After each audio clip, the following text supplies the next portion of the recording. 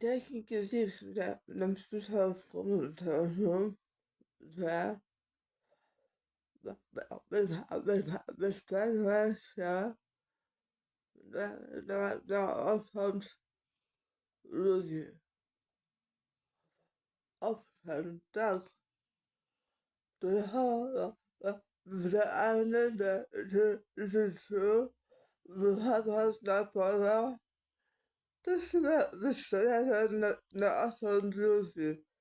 No, czy ty zawsze się znajdzie, gdzie się krytykuje, gdzie się wzywa, czy że ani rzeczy, czy się nie się. Mi się nie przeszkadza, bo to jest się, że to się to też jest nastawione na osad. I to, że różnie nam mówią. Trochę, wiesz, że nie przyjmuję za bardzo. Pozdrawiam was. Tyle słowa.